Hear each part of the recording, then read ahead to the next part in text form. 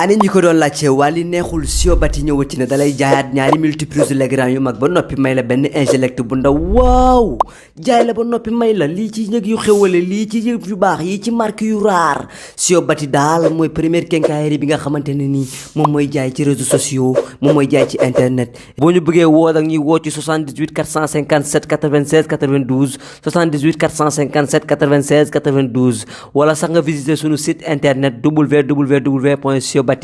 Hey Siobati. waaw acca les gars yi on est de retour avec Mbaye Diouf le grand champion Mbaye Diouf gis ngeen jégalu naa daal mu ngi may mere mais on était ci phase bi ñu nekkoon live bi dafa mot 1 heure de temps comprendre leen loolu gars yi nag gis ngeen nu ma leeree bu mu ëpp ba nit ñi lamp Mbaye Diouf bee saf-saf rek Mbaye waaw te yaa ma dalal ah waaw noonu la xam nga lii da ciy baax waaw parce que tamit nit ki yenn saa yi nga ñëw këram xam këram dëgg la solo daal dëgg la effectivement mais Mbaye sànq dama laaj benn affaire ban combat mooy combat bi ñu gën a neex ci sa carrière. waaw sama carrière de combat bi ma ci gën a neex. waaw vraiment. ñu bëri ñu ngi naan Baye Mandione mais man gisuma loolu man sama combat ak Boy Kayré pour man moom ma gën a neex. sa combat ak Boy Kayré lu tax combat boobu gën laa neex. waaw parce que sama combat ak Boy Kayré. dama jël Boy Kayré. ñu ne ma booy ñu am ñoo xam ne dañ ne Boy Kayré moo ma mën. ndax moom ma gën a yeewu ci làmb. waaw. ma jël ko préparé. waaw. ànd ak ñi ma war a àndal. waaw. ñëw combat ba. arbitre sifflé. waaw. ma doxloo ko. waaw dox topp ma. waaw. ma ñëw dëjaat ba fi ñu nekkoon ci milieu bi. ma sànni ko góos tooñ ko. waaw mu déclenché ma jël tànk bi for tànk bi tibb tànk bi ba doyal. biceps si ko. ko biceps si buddi ko ba te taxaw. boobu Mbaye Boy Kayré dafa naqaree daan nay ëmb seen ak yooyu yëpp. waaye boobu surtout combat boobu réew ma nii de mais dama dagg dama woo koŋ. dama ko buddi ba taxaw Demba Diop. Mbaye contre Balla Gaye 2 la moo la manqué contre Balla Gaye 2. waaw foofu moom dinaa fa sawar trop ci combat boobu. Balla Gaye 2. maa ngi koy nuyu. wax ne yàlla na ko yàlla defal jàmm. Balla Gaye 2 dama ko jël. dëgg la. ñu nekk ci kalaaf. mu am problème feebar. feebar bu ñu xam ne dama feebar. ah bon problème mu loxo. loxo bi foo ko jëlee sa diggante Coly Faye nga ko jëlee woon. non loxo bi maa ngi ko jëlee sama diggante bi may préparé Ousmane Diop. xam nga Ousmane Diop dañu war na bëri ci combat Yékini ak Moustapha Guèye. suur boobu CTO la ma fekk. suur boobu combat boobu foofu laa ko seetaani CTO. ma am niveau loxo. moo nekk nii. niveau loxo bu doy waar. moo nekk nii. ma dem CTO ñu xotti ko. ma dem dugg ci àll bi toog 3 mois 25 jours entraîné wu ma. 3 mois 25 jours. entraîné wu loo. waaw après ñu dugal ñu classe. combat ba ñëw yomb trop parce que boobu pare wu ma. mu daan la xam naa ne pare wu ma waaw Ousmane Diop daan na. mais yow Coly Faye lu ko yàq du lu problème mu loxo la. non Coly Faye ak bi dafa sifflé. ma dox ci kawam dóor ko gauche droite. mu lekk kuy yëpp kaw. per réseau daw génn. ñëwaat ma tegaat ko fa. léegi comme moom day boot moom mbëru day mboot Coly Faye day. mbëru tànk la. dama ñëw ne xaar ma song ko. mais song bi du woon song boo xam ne damay dëggal song bi. mais dama koy tooñ rek. pour bëgg a am li may am. léegi bi ma tooñee tànk bi noonu.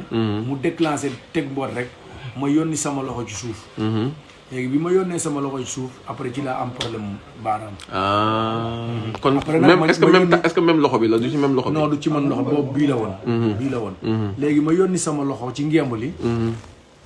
pour man dafa am benn woñ wala lu ma gàllankoor yooyu. ma yónni waat sama loxo ci ngemb li pour téye ko pour duma ko. mënuma jàpp. après boobu fekk ne gémmiñam mu ngi nàcc. ma ne arbitre bi kii gaañu na. pour bëgg a xool sama bopp man tamit. arbitre bi ne ko demal faju ji. instant boobu moom perte na parce que li mu jël ci coup dafa bëri. waaw boobu da ngay indi xeex de combat boobu. waaw léegi après ñu xool ma ne damay bëri ñu ne non mënoo bëri arbitre bi non mënoo bëri ma dégg mu ne non kii baaram dafa am problème mënatul bëri. waaw ci lañ jox loolu lañ joxee Coly Faye victoire mais moom keroog làmb ji xam na ne moomu ko mënuma daal. Gris 2 dinañ ñëwaat ci yow léegi pour nga wax sa diggante ak Mbaye Diouf waaye buñ jógee ci Coly Faye. Balla Gaye 2 moo tegu nga am temps de préparation. bu gudd nag waaw dama am temps de préparation combat boobu. mais ci kaw temps de préparation boobu mu am ci combat boobu. Zal da cee jóge foofu dem Fass. ma xaw a wéet. ma xaw a wéet ci combat bi. xaw a wéet gi mooy bi Zal demee noonu ci biir combat bi rek après. beneen rythme day ñëwaat. après Gaston jékkee-jékki ne combat bi da ngeen koy bëri ci mois bi nangam xam nga. te moom comme sponsor lay diggee ak yooyu. mu ne dañ koy bëri ci mois bi nii ma ne amul problème léegi baal ma fekki saal pour xëy na balaa boobu xëy na ma mën a jot parce que li ma am sax boo xoolee foofu ci préparation bi foofu laa ko gën a amee. nga dem Fass. Aziz Ndiaye moo ma préparé boobu combat boobu.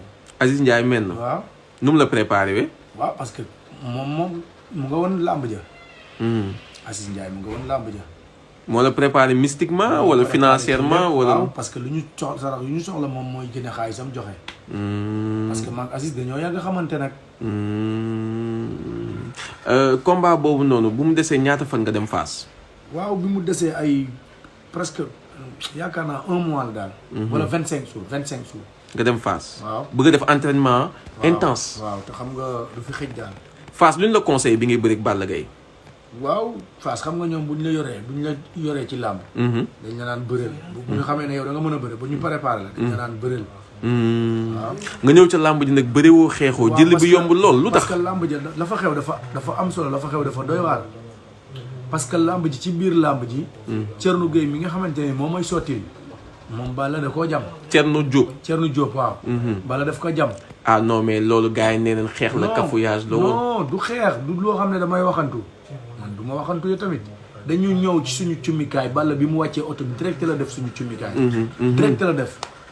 mu ñëwee bëgg a dox diggante miir bi ak cummikaay bi te moo foofu métti 5 centimètres.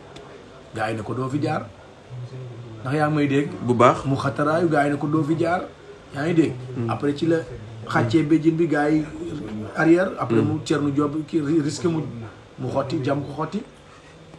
ñu bon suñu daane suñu gàllaaj yeeg lépp dem fukk suñu sabar yi parce que bàyyi dem ba moom ma doon tegal. mais est-ce que du woon xeex rek loolu xeex la woon. non day am ci làmb yenn saa yi loolu yàgg naa am ci làmb. xam nga mbër tey yow. comme tey man li ma gëm. mbër bu tegee cumikaayam yow tuusagoo. même boo tuusee war a fa dem gis nga dañ koy aay léegi ci làmb yi sax. xam nga lu ma la wax mais moom bi mu wàccee wàcc oto bi direct ci sama cumikaay la def. loolu moom sama kanam la mais gisuma woon nag gis naa Thierno Diop jam nañ ko mais xaw ma woon kan moo ko jam. non loolu kay man bu kaamir ñëwoon mën naa jàpp ba set waat ne moom Balla Gaye ko jam parce que man moom. mais est-ce que loolu mun na déstabiliser mbër bu mag ci làmb ji est-ce que loolu moo déstabiliser non parce que yow ki lay sotti yor sa gàllaaj xam gàllaaj yi xam butéel yi xam yëpp ah.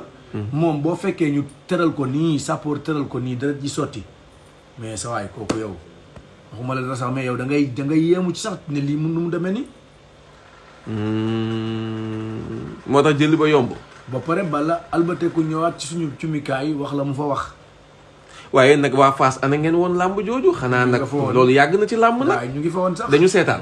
non parce que Balla dafa yor béjjin. waaw bu yoree béjjin nag mbay.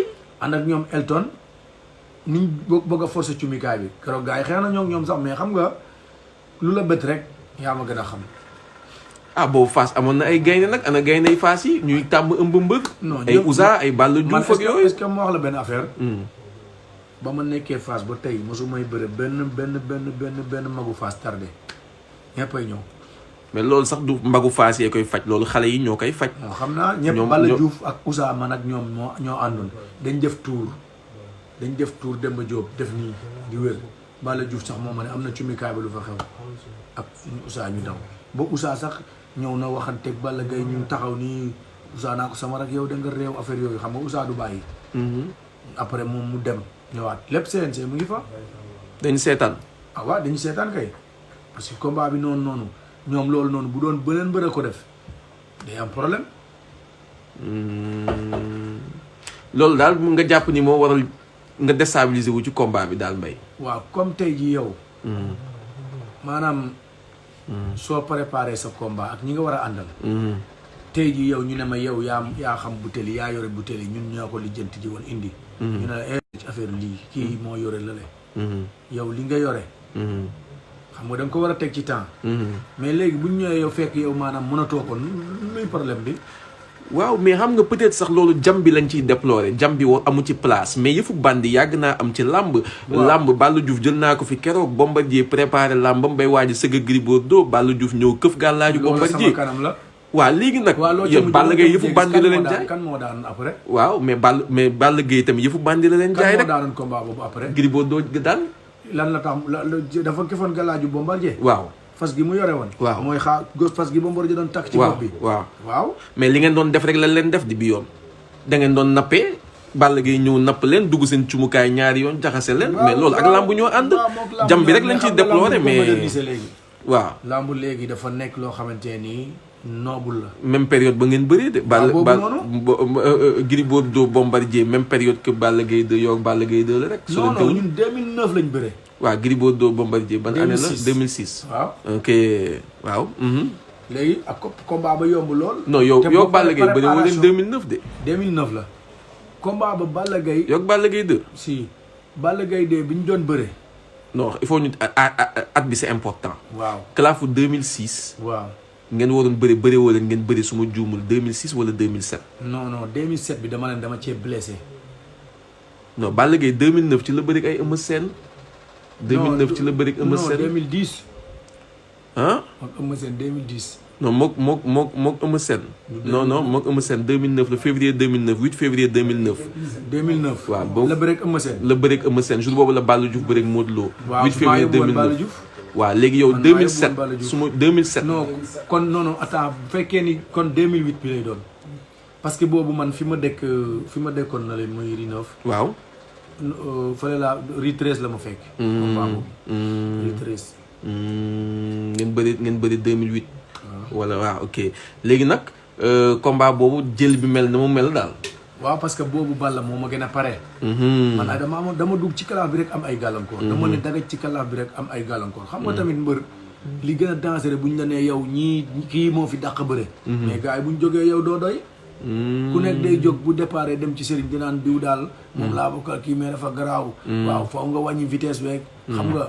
yaa ma gën a xam. noonu lay demee rek. am na solo après nag sa digganteeg Balla ñu jàll ci après nga ñëw dugg ci ay claf yeneen duggaatoo ci claf yow. non duggaatuma ci claf. yow bokkoo ak ñoom Ousmane Diop nga xam ne duggaat ci claf. bi ma bëreeg Balla dama toogaat 2 ans. bëriwuma. après koo bëril guy gi laa bëree ak guy gi. guy gi lan moo la manqué mbay. waaw guy gi daf ma gën a préparé. boobu génnaan nga Fass. boobu entraîné naa ci combat bi de man ak guy gi dama entraîné. yaa ngi Fass wala génnaan nga Fass. boobu nekkuma Fass guy gi entraîné naa de. mais guy gi boobu dafa fekk mu nekk ci dynamique boo xamante ne nii. moom dafa teglante ay combat. te mbër buy teglante ay combat ak ki teglante wul combat du ñu bokk fa état de forme yi du bokk. ok dëgg la toujours mooy gën a nekk. moo gën a nekk au top. voilà am na solo mais mbay yaakaar naa ni après. mbay tegalee tamit bëreeg ay mbër ñu koy daan loolu lu koy waral mbay. waaw xam nga làmb. te pourtant mbay maa ngi gis doole baa ngi fi ba léegi. de loolu nu mu waaw entraîné moo sax yàlla xam na ko. entraîné corona bi kay kenn entraîné wul fu mu toll nii. non dama jóge ci koor gi sax. di dallu tuuti pour yaram bi kii après mu commencé waat. ok mais luy waral di défaite ji enchaîné yi. waaw xam nga dafa am loo xamante nii su nekkee ci yow ak tamit ni ñu lay joxe combat. normal rek. pour toujours loolu day yomb quoi. parce que boo xoolee làmb ji tey. am na mbër yoo xamante ni damay la baal de lu baal ma promoteurs yi. du ñu ñëw. dajji saak ubbi. ñaata ngay bëri ñu dajji saak. temps fay jox la. am na ñoo xam ne ay billets lañ leen di jox. xam nga ma la wax. dëgg la mais bu fekkee ni yow mbër mi nga xamante ne ni yow dañu ñëw. combat lii la kat kañ ngay bëree mois tel. ñaata ngay bëree temps ñu ne tapit xaalis bi jox préparation bi xel ba day dal man mbër bu ma ci pare doo ma daan. bu ma ci pare normal doo ma daan. barke yonent bi. mais saa yu préparation échec rek. day xaw a ci avance ba na nga koy jotee. mais sama combat bu mujj bii 5 jours avant le combat 5 jours laa jot comme avance barke alxuraan. ku ko tëggoon. kii moo ko tegoon kii Guèye nu ñu koy waxati sax kii Guèye waaye damay fàtte gaañ bi waaye. Aline Guèye wala Aline Guèye waaw te muy liggéey ak Gaston moo ko tegoon waaw. waaw mais xanaa dafa sauvé woon dafa am benn combat bu yàqu ma ko doon sauvé 5 jours moom jaaduwul de. non dafa man ne daf may bërëroo. indi contrat yeeg lépp mu defar. wax ak sama naar bi. Ahmed maa ngi koy nuyu ay ñoom Aliou maa ngi nuyu ñoom ñëpp waa Presse Café.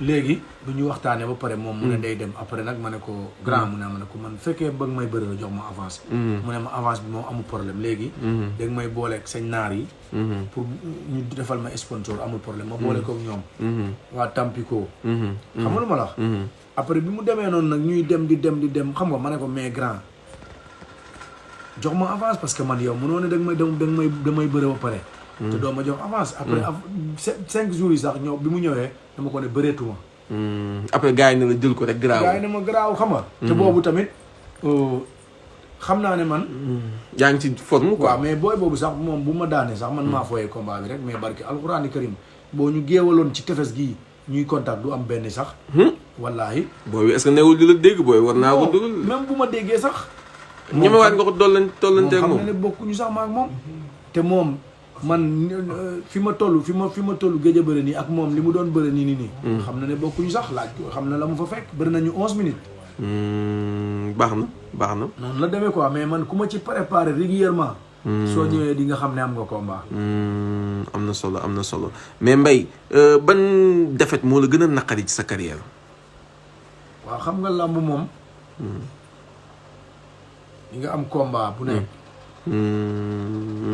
façon combat bu nekk benn défaite neexul ku la ne défaite dafa neex da lay nax parce que boo àndee ak say mbokk di fajaru di xëy di gont nit ñiy liggéey ngay fanaan ci suufu géej bi di dem din combat bu la nit ne moo la gën a naqar rek daf fekk xëy na yow booba moo la gën a jege rek mais amul benn défaite bu neex oui mbapat ban victoire moo la ci gën a neex ci victoire yi nga mës a am ci mbapat yëpp mbapat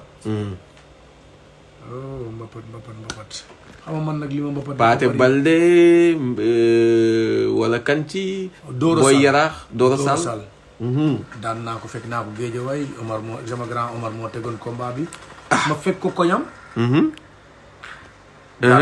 nga daan ko ci koñam waaw parce que boobu Doro Sall dafa ñëw fii rue 19 waaw combat Mbapatu Sallo mu daan fi magu Abdou Diouf bi Arona Sall ko daan ba damm ko Arona xam ne man kay kii laa nekk di wax Doro dafa garaawoon quoi ci làmb dafa garaawoon trop sax dafa garaawoon trop nga daan ko noo ko daanee ci combat daan boobu jël bu rëy ma ko fiilee dama ko sa dafa ñëw dañ daw dalante rek ma sànni ko mu romb ma jàpp ci tànk bi rek mais loolu ban année la loolu mu ngi nekk 98 ci nga bëreeg Dora waaw mbapat ngeen bëree waaw combat bu neex waaw bu neex sax lu nga ne combat boobu daal moo la gënoon neex parce que Dora waaw parce que li may dem mbapat ba boobu laa mos a bëre combat nommé sax boo xam ne dañ la tegal nii combat simple nga dem bëri ji parce que waa Medina bi yëpp dañoo àndoon ak man avant yow da nga doon bëree dem bëri tournoi yooyu boobu combat nommé la woon waaw combat nommé la woon waaw maa ngi Fass tamit mobilisation moo tax combat bi gën la neex wala lan moo tax waaw mobilisation parce que dama ñëw gis gars yi Fass yëpp ñëw yëndu sama kër ñu comme lambu arène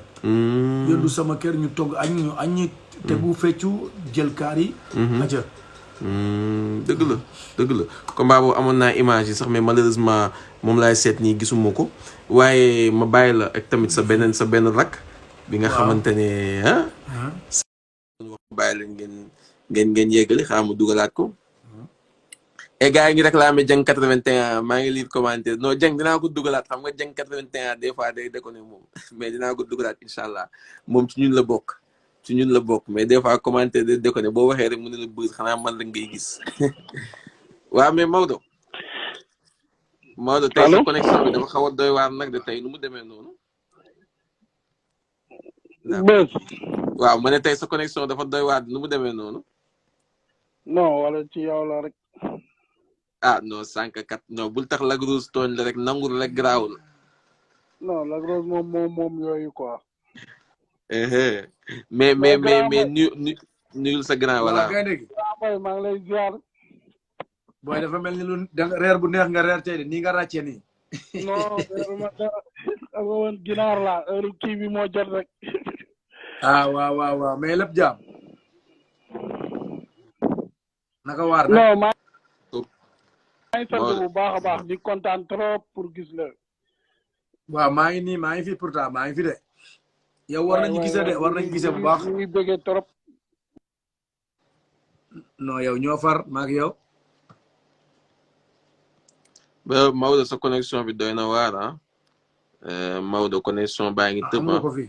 ah waaw maa ngi lay seet ni am naa ko mais Maodo ma ne ko sa connexion bi doy na waar mu ngi tëb sa tëb mais waaw gis nga dem na mais Mbaye lamb ji jamono ji bu ma doon limal ñetti mbër top 3 ñetti mbër yu fi dàq bëre rek ku ci gën a mag ba bu ku ci gën a ndaw te waxuma jamono ji nii rek 1990 ci li nga seetaan 1990 ba 2020 boo mënee limal ñetti mbër yu dàq bëre ci làmb ji ñan lay doon. xam nga dàq bëre. da nga naan ñaar arène. wala mbapat. waaw ñaar yëpp ci laa leen boole yëpp. yëpp tout confondu ñu xam ne xamuñu leen sax teew nga xam leen mais nga gis xeetu bëri yu doy waat ci ñoom.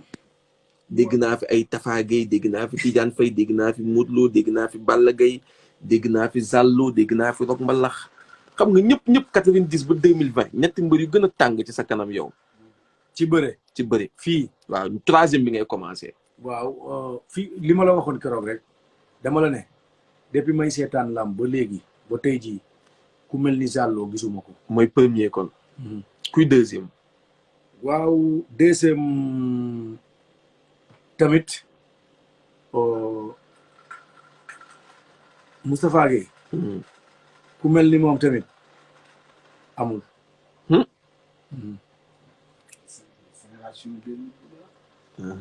mais 90 ba 2020 waa 90 bu ñu dàqee bëri waa 2020 sax nañ ko wax. troisième bi koy wax. waaw.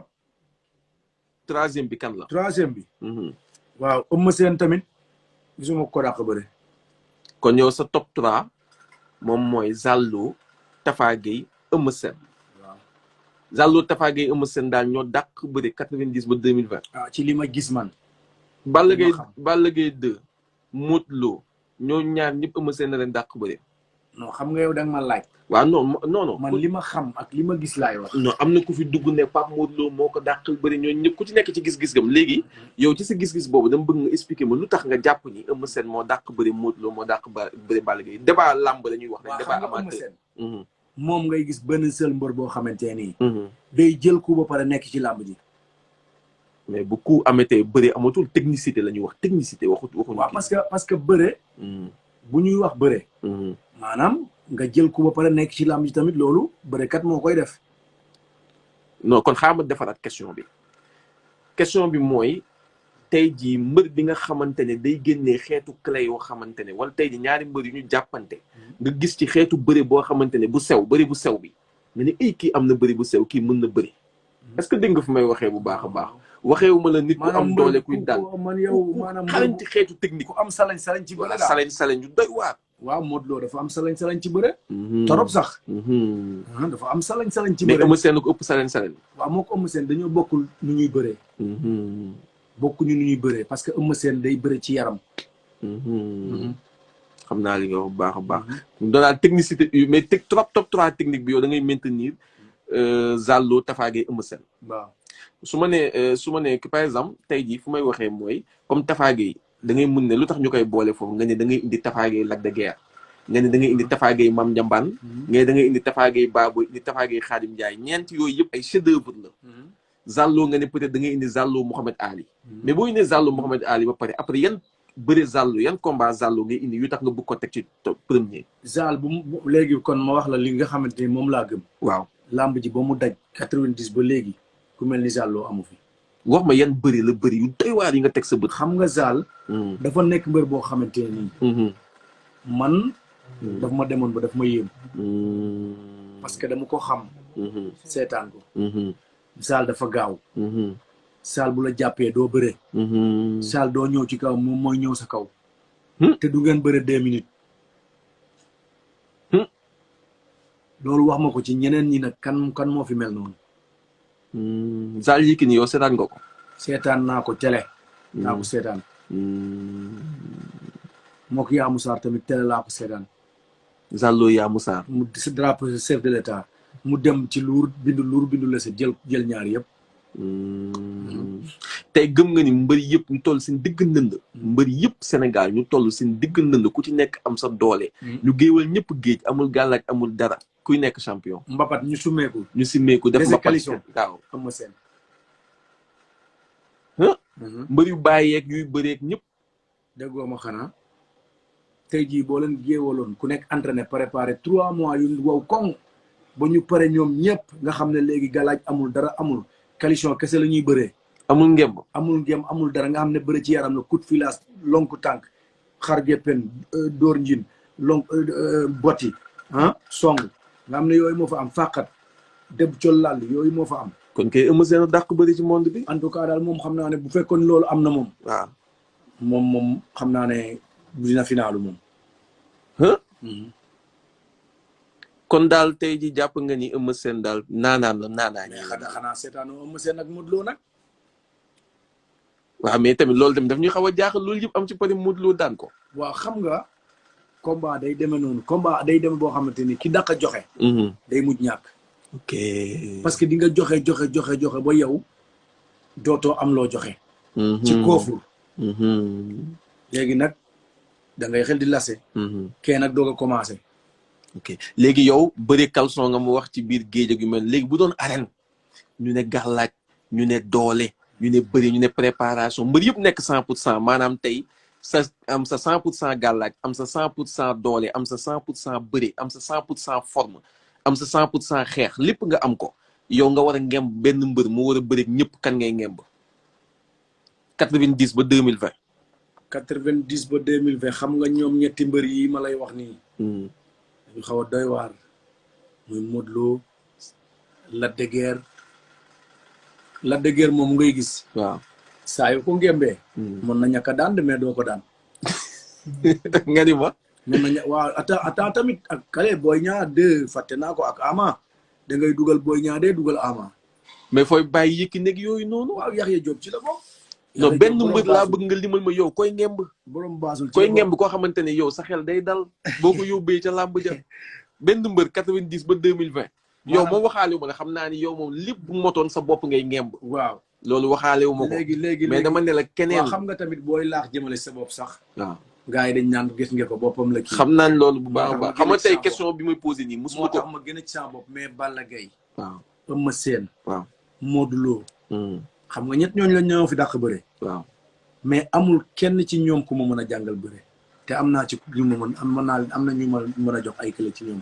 xam naa li nga wax bu baax mais xam nga question bi ma la posé musuma ko fi posé invité. parce que pour man yow da nga nekk niveau technique boo xamante ne war naa la mën a laaj. lu élevé.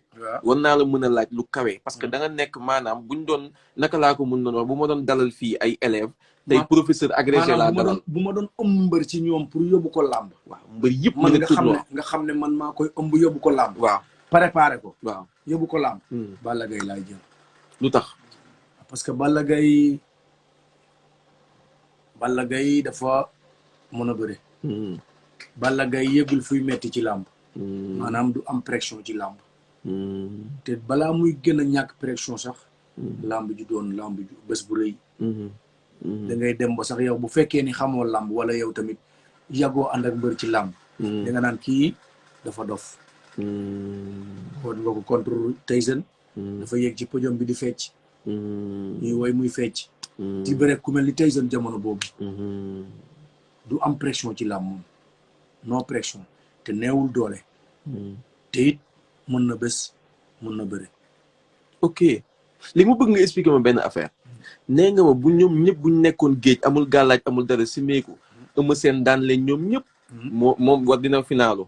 waaye bu dee làmb ki ngay samp yow Balla Gaye ngay yóbbu lu tax nag ca làmb ja Eumeu Sène di daan Balla Gaye toujours. waa xam nga Balla Gaye. mooy li ma la wax ci ñoom ñetti mbër yooyu. li ma la ko wax fii keroog. maanaam Eumeu Sène Balla Gaye mënul préparer Eumeu Sène pour daan ko. lu tax.